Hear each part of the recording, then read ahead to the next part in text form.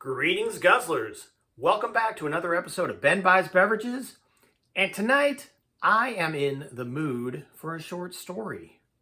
With that in mind, I first need to say like and subscribe. I second need to pour a beverage. It's a bit of a long story, like 20 plus pages, so we need something. Luckily, friends of the show, Kevin and Michelle Buy Beverages, gifted me a 4-pack of Dragon's Milk Stout, a lovely beer I have no doubt featured before. But for those unaware, it's an 11% stout. Let me crack it open before I crack open the pages in the book. Oh, Dragon's Milk is lovely. It is a bourbon barrel-aged stout. Watch it pour. Here we go. Oh, doesn't that just look delicious? I know. I am super excited. This will go well with the dinner I had earlier of a different beer. So, just smells. It smells so good. And it's beer. So tonight's story is by Roger Zelazny out of his book, his anthology, Unicorn Variations. And in fact, it's the title story called Unicorn Variation, published back in Oy vey. I try to share these things. Gotta find it. Oh, 1982 looks to be the first copyright. So with that in mind, let's get down to business, shall we? Unicorn Variation by Roger Zelazny. A bizarrerie of fires, cannabulum of light. It moved with a deft, almost dainty deliberation, phasing into and out of existence like a storm-shot piece of evening. Or perhaps the darkness between the flares was more akin to its truest nature. Swirl of black ashes assembled in prancing cadence to the lowing note of desert wind down the arroyo behind buildings as empty yet filled as the pages of unread books or stillnesses between the notes of a song. Gone again, back again, again. Power, you said? Yes, it takes considerable force of identity to manifest before or after one's time, or both. As it faded and gained, it also advanced, moving through the warm afternoon, its tracks erased by the wind. That is, on those occasions when there were tracks. A reason.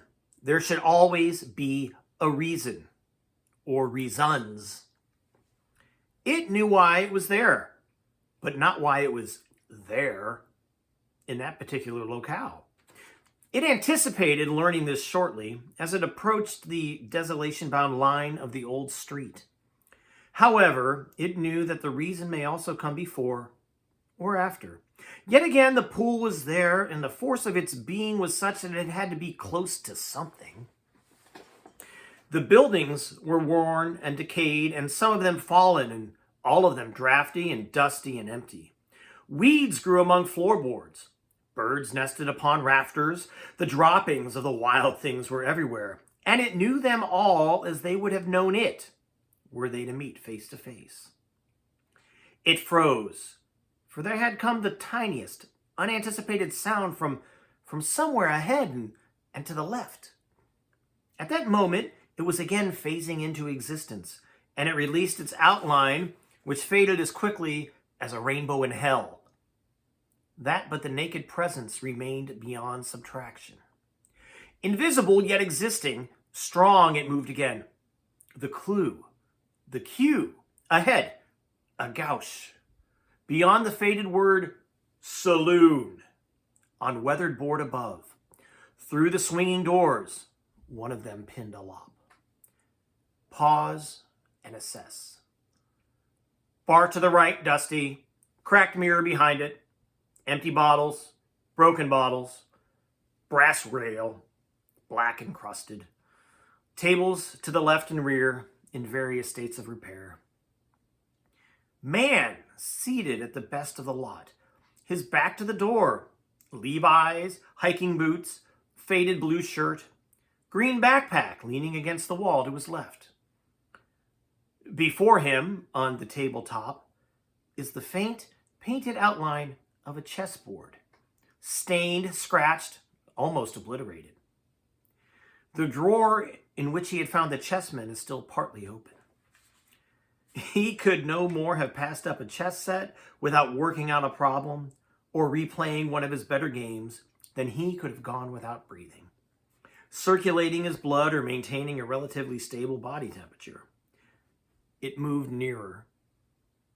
And perhaps there were fresh prints in the dust behind it, but no one noted them. It, too, played chess. It watched as the man replayed what had perhaps been his finest game from the world preliminaries of 7 years past. He had blown up after that, surprised to have even gotten as far as he had, for could never perform well under pressure. But he had always been proud of that one game, and he relived it, as all sensitive beings do, certain turning points in their lives. For perhaps 20 minutes, no one could have touched him. He had been shining and pure and hard and clear. He had felt like the best. It took up a position across the board from him and stared.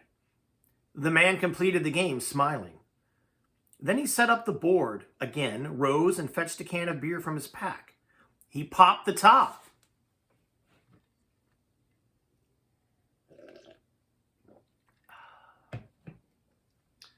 When he returned, he discovered that White's king's pawn had been advanced to king 4. His brow furrowed. He turned his head, searching the bar, meeting his own puzzled gaze in the grimy mirror. He looked under the table. He took a drink of beer and seated himself.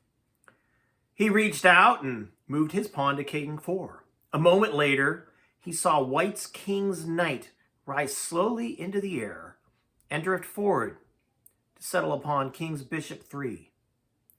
He stared for a long while into the emptiness across the table before he advanced his own knight to his king's bishop 3.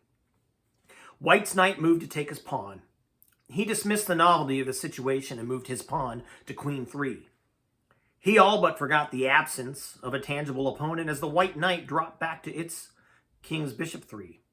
He paused to take a sip of beer, but no sooner had he placed the can upon the tabletop than it rose again, passed across the board, and was upended.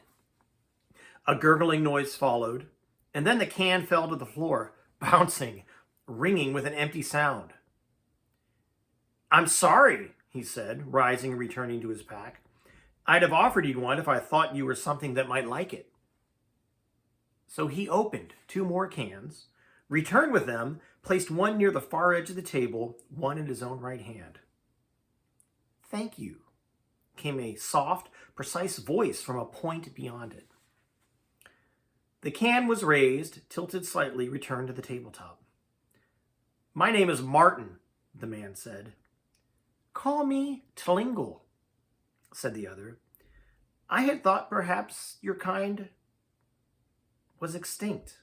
I am pleased that you at least have survived to afford me a game." "Huh?" Martin said. We were all still around the last time that I looked, a couple of days ago." "No matter. I can take care of that later," Tlingle replied. "I was misled by the appearance of this place." "Oh, it's a ghost town." "I backpack a lot." "Not important. I am near the proper point in your career as a species. I can feel that much. I am afraid that I do not follow you." "I am not at all certain that you would wish to. I assume that you intend to capture that pawn." "Perhaps. Yes, I do wish to."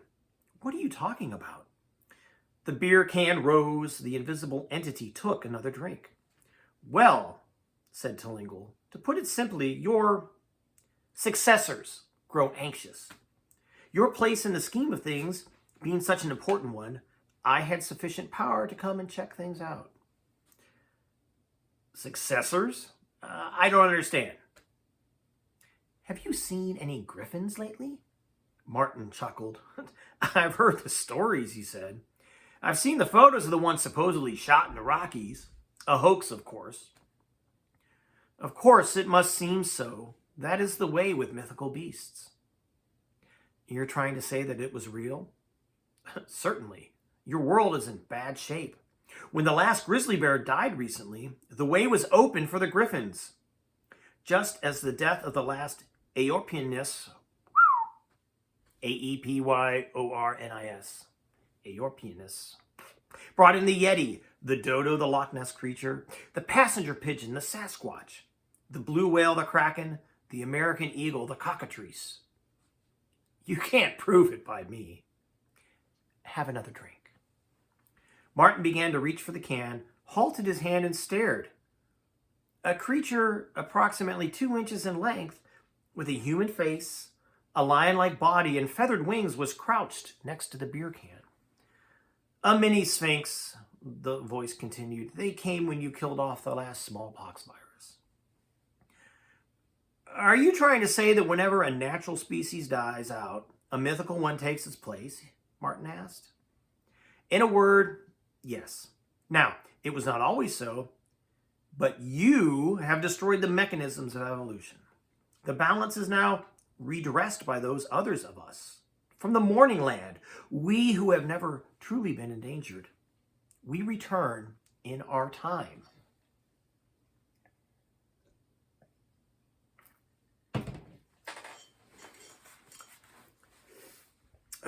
The Sphinx flew. Oh, very much so. And you, whatever you are, Telingle, you say that humanity is now endangered? Very much so. But there is nothing that you can do about it, is there? Let us get on with the game. And the Sphinx flew off. Martin took a sip of beer and captured the pawn. Who, he asked then, are to be our successors? Modesty almost forbids, Telingle replied. In the case of a species as prominent as your own, it naturally has to be the loveliest, most intelligent, most important of us all. And what are you? Is there any way that I can have a look? Well, yes, if I exert myself a little. The beer can rose, was drained, fell to the floor. There followed a series of rapid, rattling sounds retreating from the table. The air began to flicker over a large area opposite Martin, darkening within the glowing flamework. The outline continued to brighten, its interior growing jet black. The form moved, prancing about the saloon, multitudes of tiny, cloven hoofprints scoring and cracking the floorboards. With a final, near-blinding flash, it came into full view, and Martin gasped to behold it. A black unicorn with mocking yellow eyes sported before him, rising for a moment onto its hind legs to strike a heraldic pose.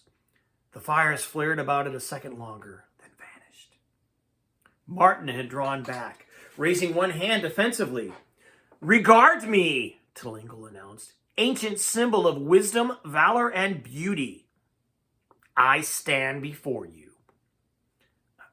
I thought your typical unicorn was white, Martin finally said. I am archetypical, Telingle responded, dropping to all fours, and possessed of virtues beyond the ordinary, such as, let us continue our game. What about the fate of the human race? You said, and save the small talk for later. I hardly consider the destruction of humanity to be small talk. And if you've any more beer. All right, Martin said, retreating to his pack as the creature advanced, its eyes like a pair of pale suns. There's some lager. Something had gone out of the game. As Martin sat before the ebon horn on Telingle's bowed head, like an insect about to be pinned, he realized that his playing was off. He had felt the pressure the moment he had seen the beast, and there was all that talk about an imminent doomsday. Any run-of-the-mill pessimist could say it was without troubling him. But coming from a source as peculiar as this? His earlier elation had fled. He was no longer in top form. And Telingle was good. Very good. Excuse me. Martin found himself wondering whether he could even manage a stalemate. After a time, he saw that he could not and resigned. The unicorn looked at him and smiled. You don't really play badly. For a human, it said. I've done a lot better. It is no shame to lose to me, mortal. Even among mythical creatures, there are very few who can give a unicorn a good game. Well, I am pleased that you were not wholly bored, Martin said. Now, will you tell me what you were talking about concerning the destruction of my species? Oh, that, Telingle replied. In the morning land where those such as I dwell, I felt the possibility of your passing come like a gentle wind to my nostrils, with the promise of clearing the way for us. How is that supposed to happen? Telingle shrugged, horn riding on the air with a toss of the head. I really couldn't say. Premonitions are seldom specific. In fact, that is what I came to discover. I should have been about it already, but you diverted me with beer and good sport. Could you be wrong about this? I doubt it. That is the other reason I am here. Please explain. Are there any beers left? 2, I think. Please. Martin rose and fetched them. Damn! The tab broke off this one, he said. Place it upon the table and hold it firmly. All right. Telingle's horn dipped forward quickly, piercing the can's top. Useful for all sorts of things, Telingle observed, withdrawing it. The other reason you're here? Martin prompted. Oh, it is just that I am special. I can do things that the others cannot. Such as? Find your weak spot and influence events to exploit it, to hasten matters, to turn the possibility into a probability, and then... You are going to destroy us? Personally? That's the wrong way to look at it. It's more like a game of chess. It is as much a matter of exploiting your opponent's weaknesses as of exercising your own strengths. If you had not already laid the groundwork, I would be powerless. I can only influence that which already exists.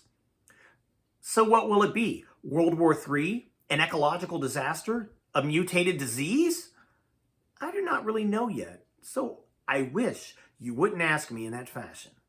I repeat that at the moment I am only observing. I am only an agent. It doesn't sound that way to me. Telingle was silent. Martin began gathering up the chessmen. Aren't you going to set up the board again? To amuse my destroyer a little more? No, thank you. Well, that's hardly the way to look at it. Besides, those are the last of the beers. Oh. Telingle stared wistfully at the vanishing pieces, then remarked, I would be willing to play you again without additional refreshment. No thanks. You are angry. Wouldn't you be if our situations were reversed? You are anthropomorphizing. Well, oh, I suppose I would. You could give us a break, you know. At least let us make our own mistakes. You've hardly done that yourself, though, with all the creatures my fellows have succeeded. Martin reddened. All right, you just scored one, but I don't have to like it. You are a good player, I know that. Telingle, if I were capable of playing at my best again, I think I could beat you. The unicorn snorted 2 tiny wisps of smoke. Not that good, Telingle said. I guess you'll never know. Do I detect a proposal? Possibly. What's another game worth to you? Telingle made a chuckling noise. Let me guess. You are going to say that if you beat me, you want my promise not to lay my will upon the weakest link in mankind's existence and shatter it. Of course. And what do I get for winning? The pleasure of the game. That's what you want, isn't it? The terms seem a little lopsided. Not if you're going to win anyhow. You keep insisting that you will. All right. Set up the board. There is something else that you have to know about me first. Yes. I don't play well under pressure, and this game is going to be a terrific strain. You want my best game, don't you? Yes, but I'm afraid I've no way of adjusting your own reactions to the play. I believe I could do that myself if I had more than the usual amount of time between moves. Agreed. I mean a lot of time. Just what do you have in mind? I'll need time to get my mind off it, to relax, to come back to the positions as if they were only problems. Oh, you mean to go away between moves? Yes. All right, how long? I don't know, a few weeks maybe. Take a month. Consult your experts. Put your computers onto it. It may make for a slightly more interesting game. I really didn't have that in mind. Then it's time that you're trying to buy. I can't deny that. On the other hand, I will need it. In that case, I have some terms. I'd like this place cleaned up, fixed up, more lively. It's a mess. I also want beer on tap. Okay, I'll see to that. Then I agree. Let us see who goes first. So Martin switched a black and a white pawn from hand to hand beneath the table. He raised his fists then and extended them. Tlingle leaned forward and tapped. The black horn's tip touched Martin's left hand. Well, it matches my sleek and glossy hide, the unicorn announced. Martin smiled, setting up the white for himself, the black pieces for his opponent. And as soon as he had finished, he pushed his pawn to king's 4. Tlingle's delicate ebon hoof moved to advance the black king's pawn to king 4. I take it that you want a month now to consider your next move? Martin did not reply, but moved his knight to king's bishop 3. Tlingle immediately moved a knight to queen's bishop 3. Martin took a swallow of beer and then moved his bishop to n5. What piece is an n? Knight, rook, queen? Bother. Regardless, to n5. The unicorn moved the other knight to bishop 3. Martin immediately castled, and Tlingle moved the knight to take his pawn. I think we'll make it, Martin said suddenly, if you'll just let us alone. We do learn from our mistakes, in time. Mythical beings do not exactly exist in time. Your world is a special case. Don't you people ever make mistakes? Whenever we do, they're sort of poetic. Martin snarled and advanced his pawn to queen 4. Tlingle immediately countered by moving the knight to queen's 3. I've got to stop, Martin said, standing. I'm getting mad, and it will affect my game. You will be going then? Yes. He moved to fetch his pack. I will see you in 1 month's time? Yes. Very well. The unicorn rose and stamped upon the floor, and lights began to play across its dark coat. Suddenly, they blazed and shot outward in all directions like a silent explosion. A wave of blackness followed. Martin found himself leaning against the wall, shaking. Then he lowered his hand from his eyes. He saw that he was alone, save for the knights, the bishops, the kings, the queens, their castles, and both the king's men. He went away.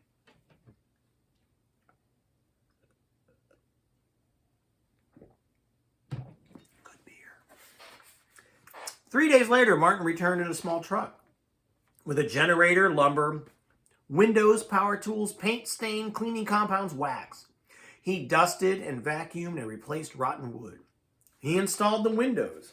He polished the old brass until it shone.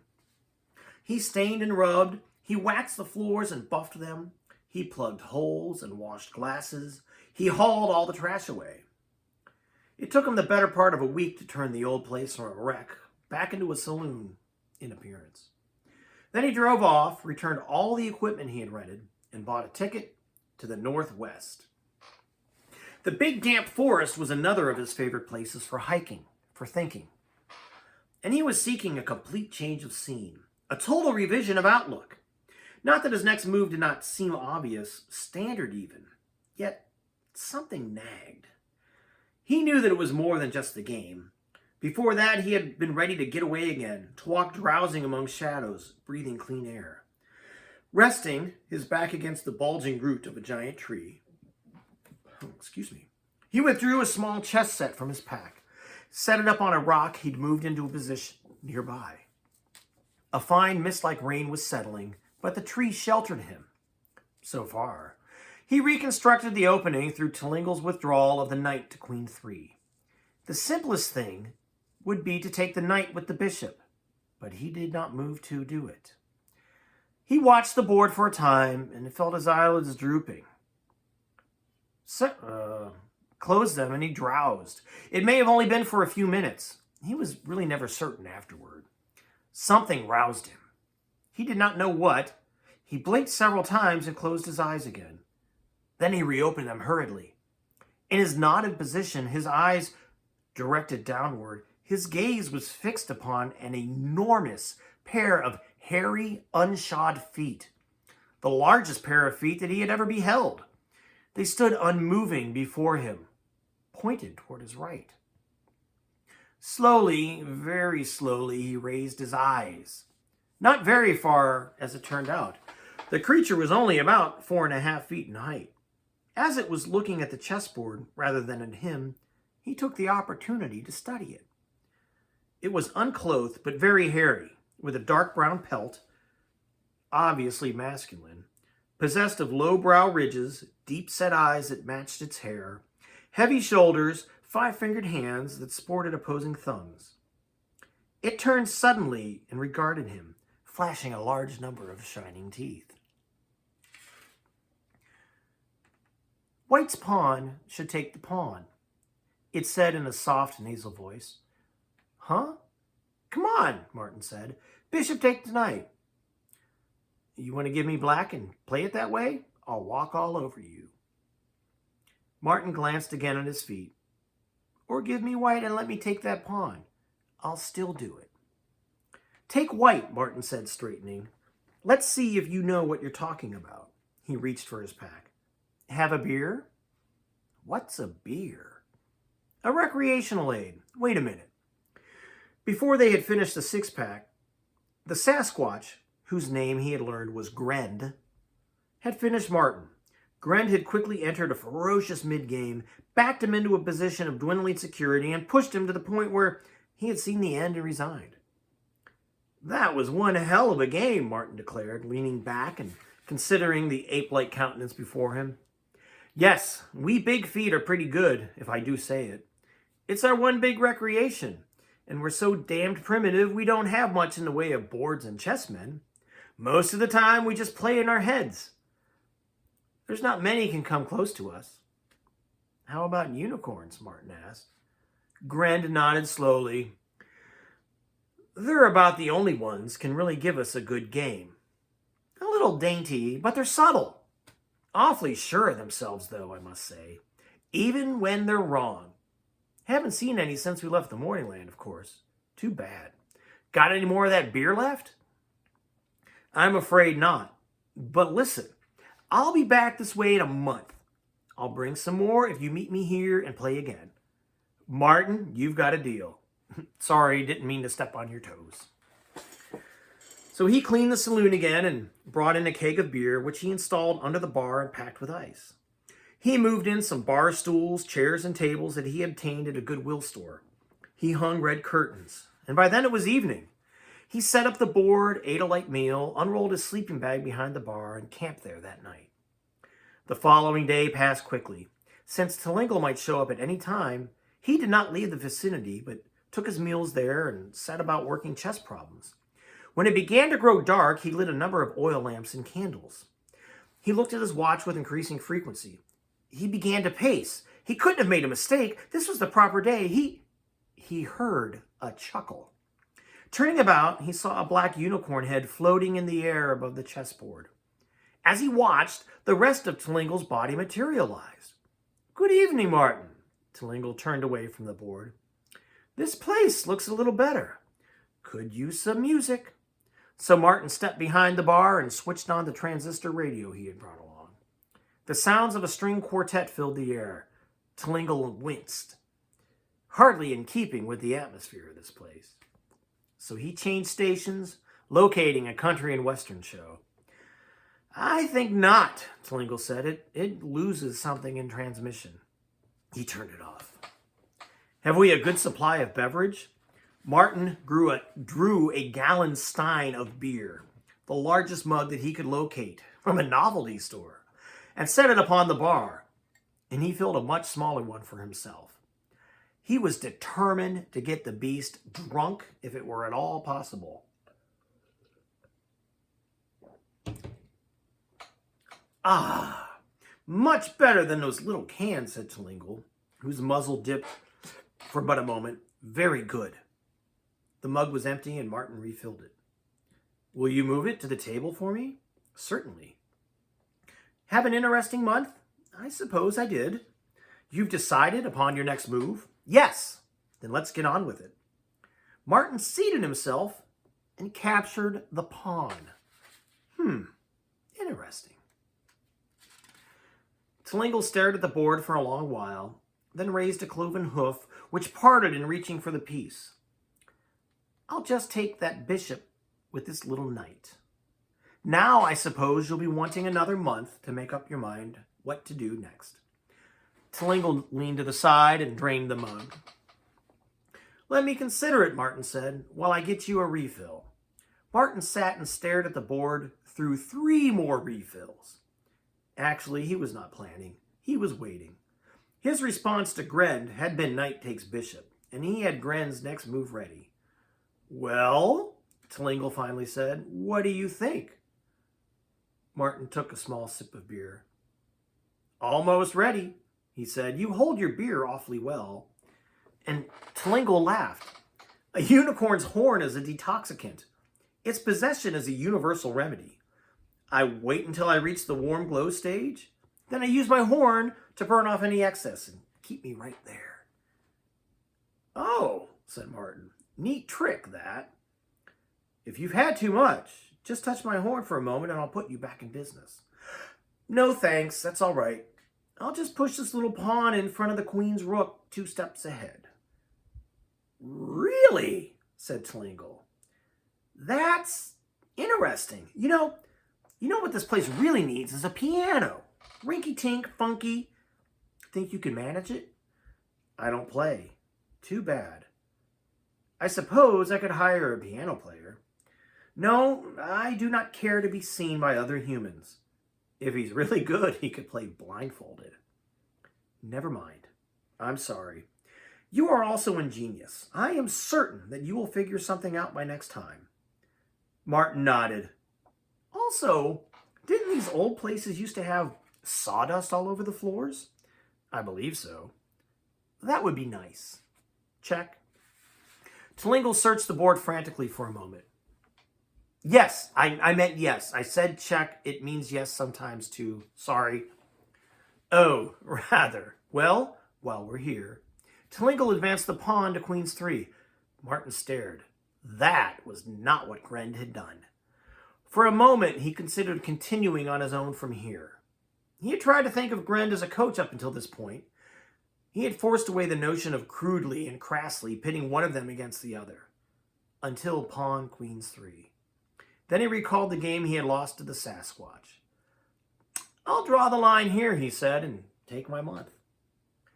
All right, let's have another drink before we say goodnight, okay? Sure, why not?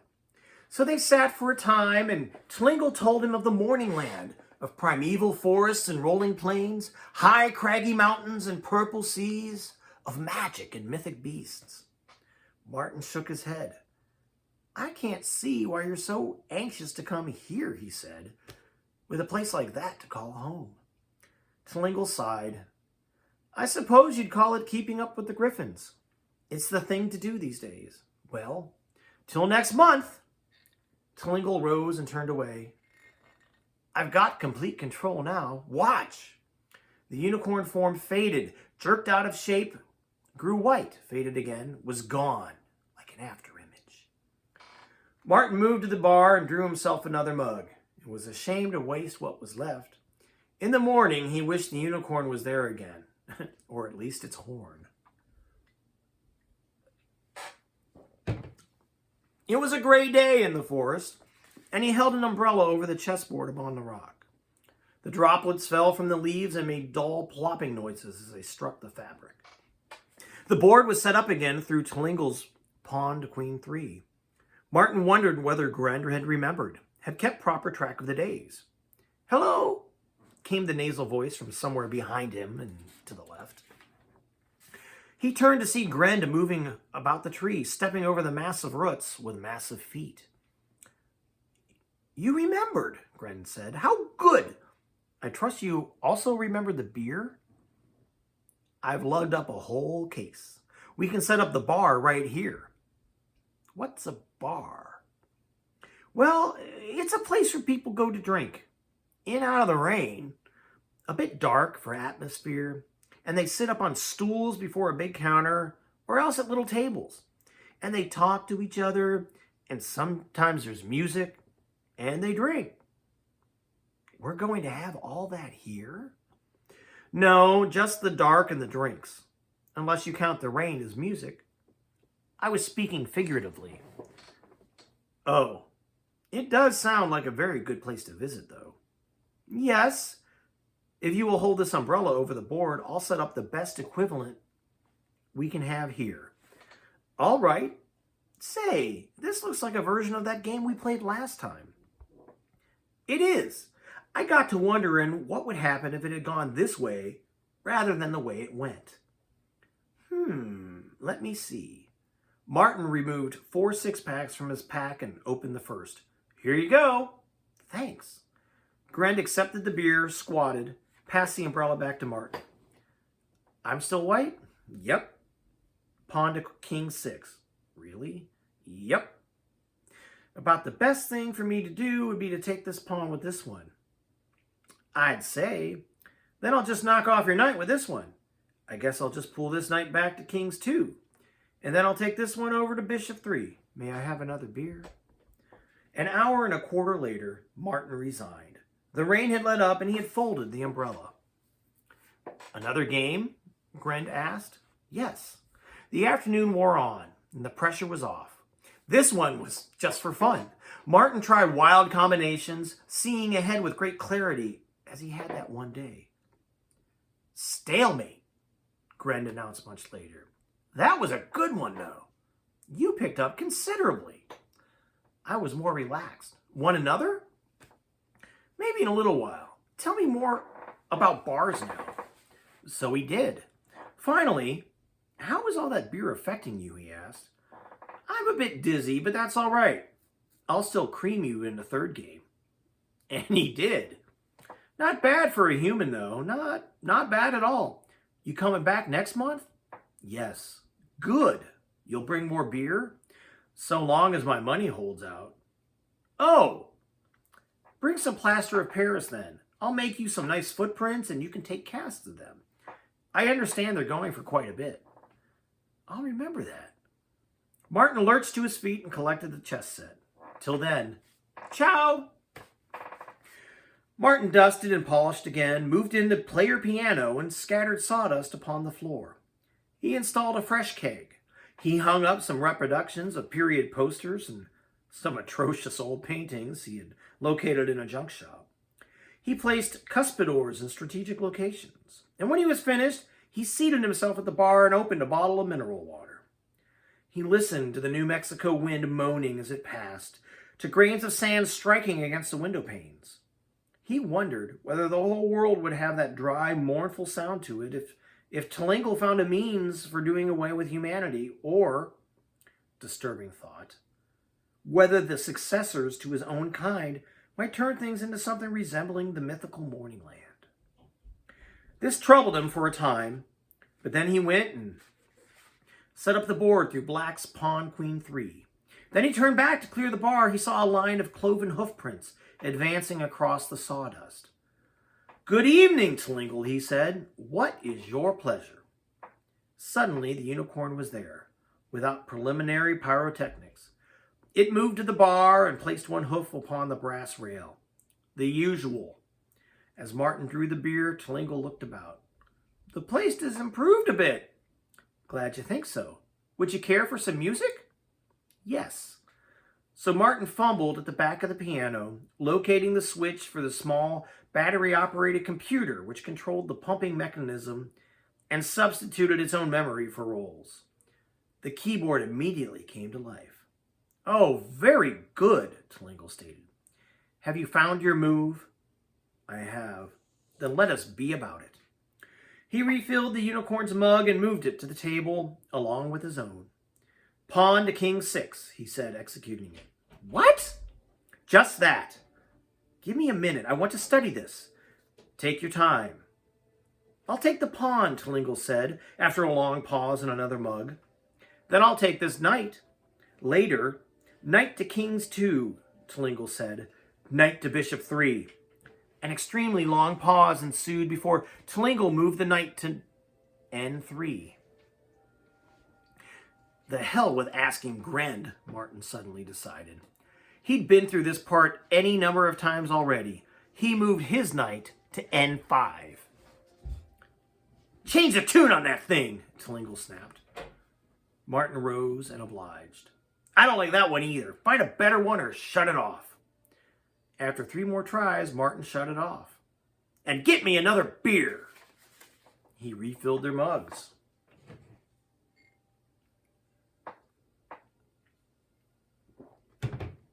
All right. Tlingle moved the bishop to king 2. Keeping the unicorn from castling had to be the most important thing at the moment.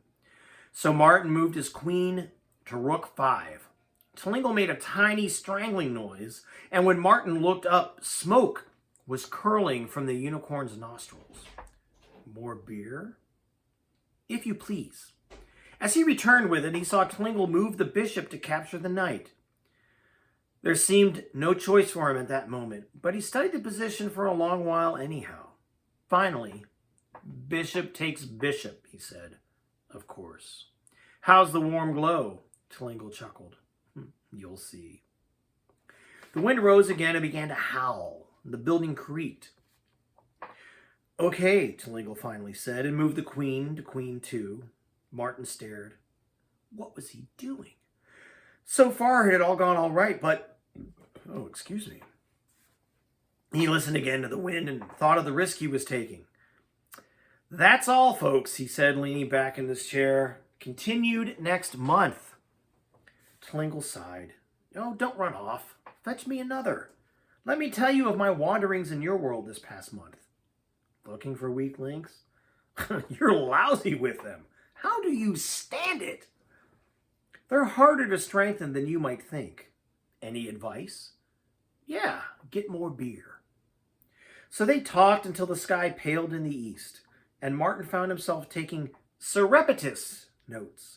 His admiration for the unicorn's analytical abilities increased as the evening advanced. When they finally rose, Tlingle staggered. You all right?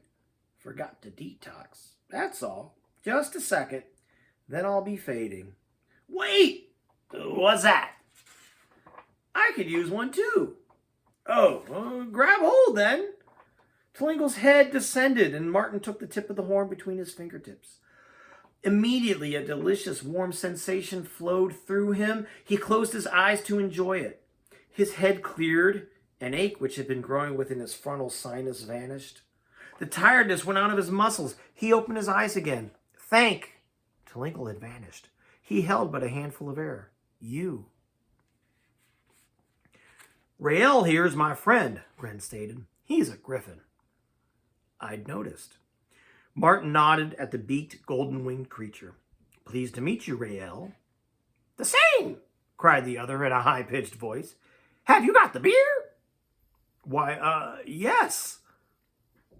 I've been telling him about beer, Gren explained, half apologetically. He can have some of mine. He won't kibitz or anything like that. Sure, all right, any friend of yours. The beer, Rael cried. Bars! He's not real bright, Gren said, half apologetically. Oops, sorry. He's not real bright, Gren whispered. But he's good company. I appreciate your humoring him. So Martin opened the first 6-pack and passed the Griffin and the Sasquatch a beer apiece. Rael immediately punctured the can with his beak, chugged it, belched, and held out his claw. Beer! He shrieked. More beer! Martin handed him another. Say, you're still into that first game, aren't you? Gren observed, studying the board. Now that's an interesting position. Gren drank and studied the board. Good thing it's not raining, Martin commented. Oh, it will. Just wait a while. More beer! Rail screamed. Martin passed him another without looking. I'll move my pawn to N6, Gren said. You're kidding. Nope. Then you'll take that pawn with your bishop's pawn, right? Yes. Martin reached out and did it. Okay, now I'll just swing this knight to queen 5. Martin took it with the pawn. Gren took his rook to king 1. Check, he announced. Yes, that is the way to go, Martin observed. Gren chuckled. I'm going to win this game another time. I love you. I love you too, Bye. He said. I'm going to win this game another time, he said. I wouldn't put it past you. More beer? Rael said softly. Sure. As Martin passed him another, he noticed that the griffin was now leaning against the tree trunk. After several minutes, Martin pushed his king to bishop 1. Yeah, that's what I thought you'd do, Gren said. You know something? What? You play a lot like a unicorn. Huh.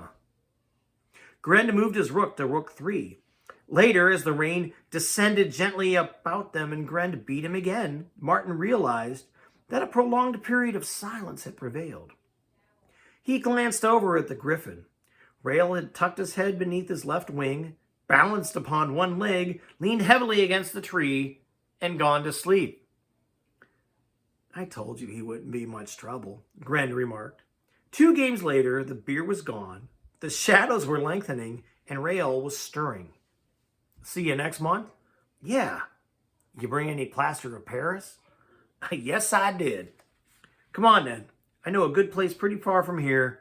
We don't want people beating about these bushes. Let's go make you some money.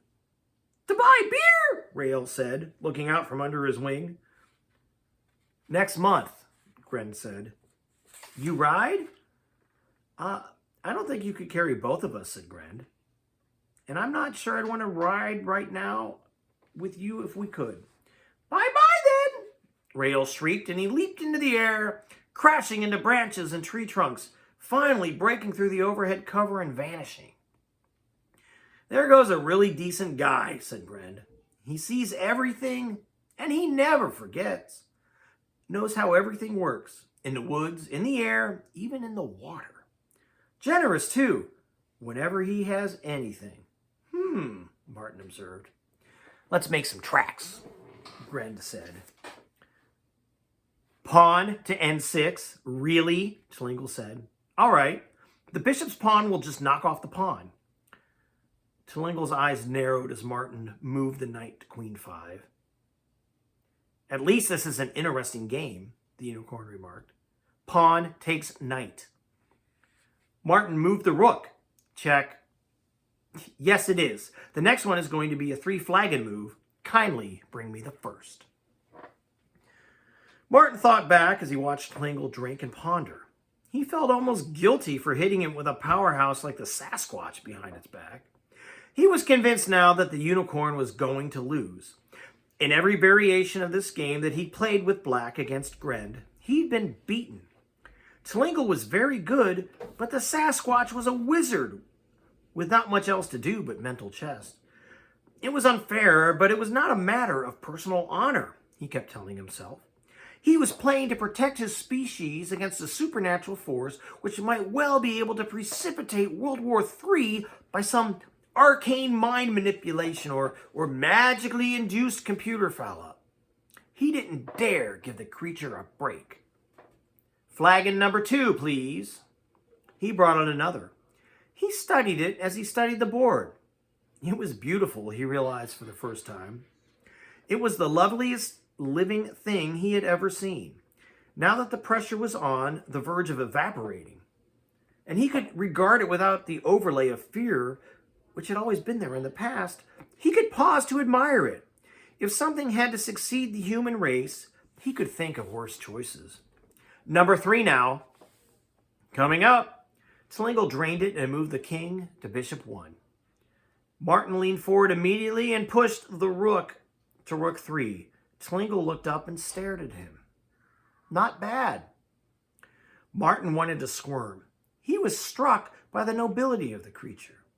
He wanted so badly quietly to play and beat the unicorn on his own fairly? Not this way. Telingo looked back at the board, then almost carelessly moved the knight to king 4. Oh, N is for knight, because K is for king. Go ahead, or will it take you another month? Martin growled softly, advanced the rook, and captured the knight. Of course. Telingo captured the rook with the pawn. This was not the way that the last variation with Grend had run. Still, he moved his rook to king's bishop 3. And as he did, the wind seemed to commence a peculiar shrieking above amid the ruined buildings. Check, he announced. The hell with it, he decided. I'm good enough to manage my own endgame. Let's play this out. So he watched and waited and finally saw Telingo move the king to knight 1. He moved his bishop to rook 6. Telingo moved the queen to king 2. The shrieking came again, somehow sounding nearer now. Martin took the pawn with the bishop. The unicorn's head came up and it seemed to listen for a moment. Then Telingo lowered it and captured the bishop with the king. Martin moved his rook to king's knight 3. Check. Telingo returned the king to bishop 1. Martin moved the rook to king's bishop 3. Check. Telingo pushed the king to knight 2. Martin moved the rook back to king's knight 3. Check. Telingo returned the king to bishop 1, looked up and stared at him, showing teeth. Looks as if we've got a drawn game, the unicorn stated. Care for another one? Yes, but not for the fate of humanity. Forget it.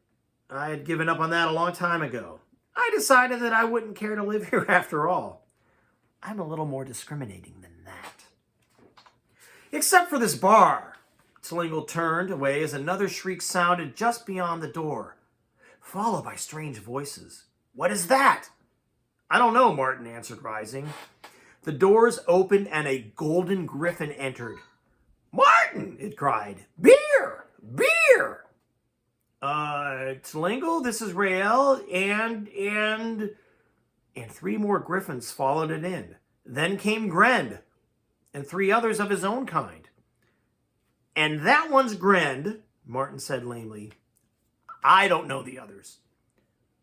They all halted when they beheld the unicorn.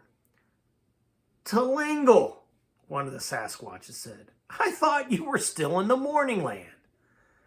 I still am, in a way. Martin, how is it that you are acquainted with my former countrymen? Well, Grend here is my chess coach. Aha! I begin to understand. I am not sure that you really do, but let me get everyone a drink first. So Martin turned on the piano and set everyone up. How did you find this place? He asked Grend as he was doing it. And how did you get here? Well, Grend looked embarrassed. Rael followed you back. He followed a jet? Griffins are supernaturally fast. Oh. Anyway, he told his relatives and some of my folks about it. When we saw that the Griffins were determined to visit you, we decided that we'd better come along, to keep them out of trouble. So they brought us. I see. Interesting. No wonder you played like a unicorn. That one game with all the variations?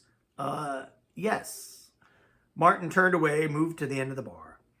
Welcome, all of you, he said. I have a small announcement. Telingo, a while back, you had a number of observations concerning possible ecological and urban disasters and lesser dangers. Also, some ideas as to possible safeguards against some of them. Excuse me. I recall, said the unicorn. Excuse me. I passed them along to a friend of mine in Washington who used to be a member of my old chess club. I told him that the work was not entirely my own. I should hope so. He has since suggested that I turn whatever group was involved into a think tank. He will then see about paying something for its efforts. I didn't come here to save the world, Telingo said. No, But you've been very helpful. And Gren tells me that the griffins, even if their vocabulary is a bit limited, know almost all there is to know about ecology. That is probably true. Since they have inherited a part of the earth, it would be to their benefit as well to help preserve the place. Inasmuch as many of us are here right now, I can save myself some travel and suggest right now that we find a meeting place. Say right here, once a month, and that you let me have your unique viewpoints. You must know more about how species become extinct than anyone else in the business. Of course, said Gren, waving his mug. But we really should ask the Yeti also. I mean, I'll do it if you'd like. Is that stuff coming out of the big box music? Yes, I like it. If we do this think tank thing, you'll make enough to keep this place going? I'll buy the whole town. Gren conversed in quick gutturals with the griffins, who shrieked back at him. You've got a think tank, he said, and they want more beer. Martin turned toward Tlingle. They were your observations, so what do you think? It may be amusing, said the unicorn, to stop by occasionally, then. So much for saving the world. Did you say you wanted another game? I've nothing to lose. Gren took over the tending of the bar while Tlingle and Martin returned to the table. He beat the unicorn in 31 moves and touched the extended horn. The piano keys went up and down, up and down. Tiny sphinxes buzzed about the bar, drinking the spillage. All right. Not really an epilogue, but a note. That game, it was Halprin versus Pillsbury in Munich, 1900. So it wasn't completely made up. Regardless, folks, that's one of my favorite stories, Unicorn Variations by Robert Zelazny. I hope you enjoyed it as much as I did. And now, in honor of the story, I have a beer to finish and another 1 or 2 or 3 to finish as well. So cheers!